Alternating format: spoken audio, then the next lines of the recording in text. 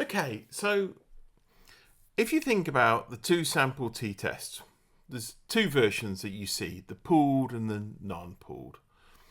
And in the pooled, that's fine. You assume that they've got the same variance and you just put all the variance together and you get this. And in that, you have the degrees of freedom is n1 plus n2 minus 2. Fine. But in the other version, if you remember from what you've seen in the notes and previously, we sort of have this really weird degrees of freedom, this complicated version which involves, sigmas to the power of 4 and stuff like that. And I bet you've all been thinking, you've sat at home and you said, I really worry, where do those degrees of freedom come from?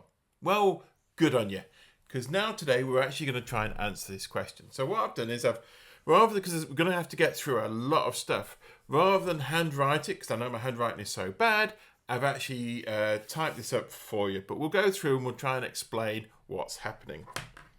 So let's go over to the iPad. So we've got the non-pooled. And so here is the test statistic that we're going to use. Let me just get my little pen up. So this is the test statistic. That's fine. We've got y1 bar, so that's the sample mean in the first group minus sample mean in the first group. We're going to take off our two values. Often this value here is 0 because we just want them to be the same. And here's the thing we divide by. And this actually, theoretically, does not have a TK distribution. You can try, but it will not match. It's actually not a T distribution, but it's close to a T distribution. In fact, you can say, well, could we find a T distribution with K degrees of freedom that's as close as possible? And in fact, we know that we can actually do this if we choose a T distribution. So if we take a T dist with these degrees of freedom, so degrees of freedom, that's pretty darn close. So where did this come from? Well, it comes from a thing called the method of moments. So what does that mean? It means we're going to match moments. So let's do some recap. So let's assume that I've got a random variable z that is a standard normal. I've got another random variable x, which is a chi-squared with k degrees of freedom. And these two random variables are independent. If I take the z and divide it by the square root of x on k, that has a tk distribution. Okay? So let's slowly build up what we need to do. So first of all, we could take this t that we've just got, that we gave, and I'm going to times it by 1. Basically, I'm going to times it by this term and divide it by this term, which is equivalent to times it by 1. And so now what I've got is I've got this over here, which is a standard normal. So it's n01. And I've got this complicated term here, which sort of looks like, if I could just manipulate it, it's starting to look like maybe a chi-squared of some sort. Well, let's have a look at it. So I'm just going to make it easy. I'm going to call this v. So this whole thing here is v. It's a random variable called v. So the first thing I'm going to do is I'm going to say, well, what is the expected value of v? Well, we take the expected value, we substitute everything in, and basically all these bits are just constants. So I can write that as the expected value of s1 squared. Well, the expected value of s1 squared is sigma 1 squared. And the expected value of s2 squared is sigma 2 squared. So I get this, which is 1. So the expected value of v is 1. Okay. What about the variance? Well, I substitute in. And first of all, I have a whole load of constants. All this is a constant, so it comes out the front, in this case underneath, and gets squared. I then got the variance of this, and this, you can just go through one by one, gives you this term. So now I've got the variance of this v. If you're not convinced where that quick step where I went from here goes to here, let's actually break it down. So the variance I've got, first of all, I've got a term here. So I've got the variance of that term. I've got another term here, the variance of this term. And because we're doing variance, we will have the covariance of these two terms. They are independent, so this whole thing is 0. So this is how I get the variance. Okay, let's take an aside. If I have a x, which is a chi-squared with k degrees of freedom, then go and check it if you're not sure. Wikipedia is a great place to look this up. The expected value of x is k and the variance is 2k.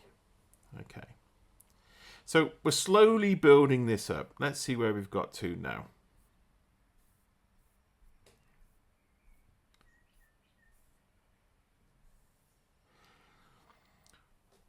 What we're going to do now is we're going to look at the I made a quick jump here where I basically substituted in this bit here. I want to get to up to this bit here. So let's explain how I did this.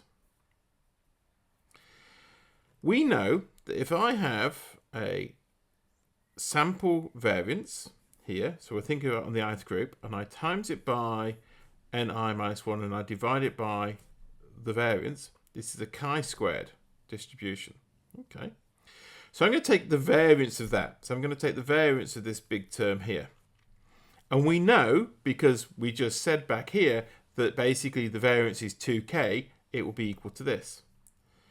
So given that, we now can say this is a constant, it comes out the front, it gets squared.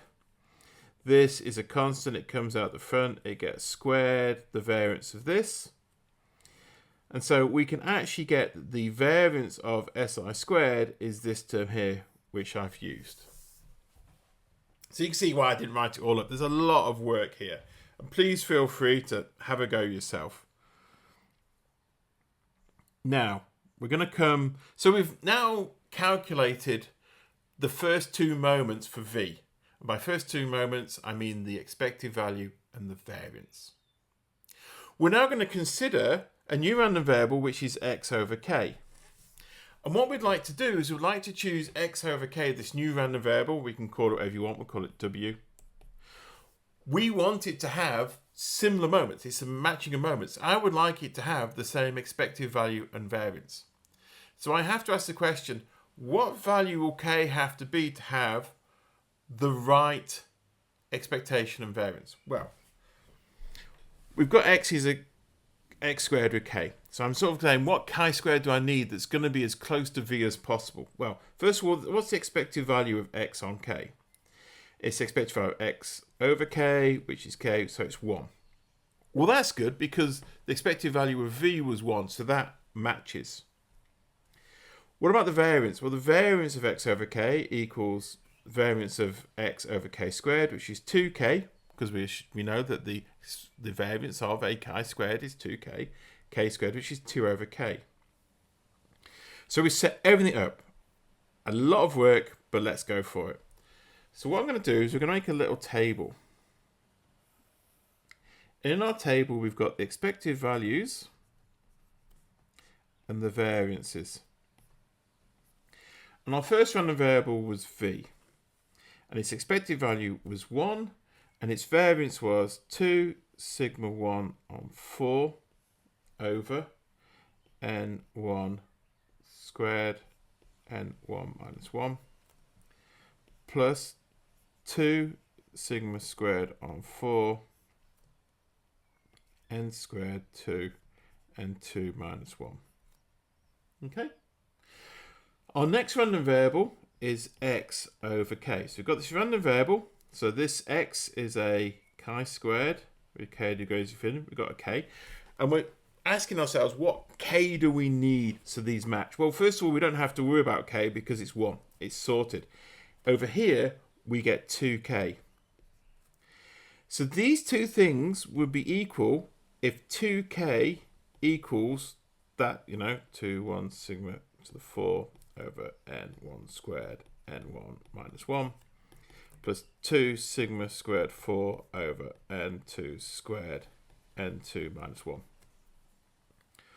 Or in other words, we will get a reasonable match if k equals sigma 1 4 over n1 squared n1 minus 1 plus sigma 2 4 over n2 squared n2 minus 1.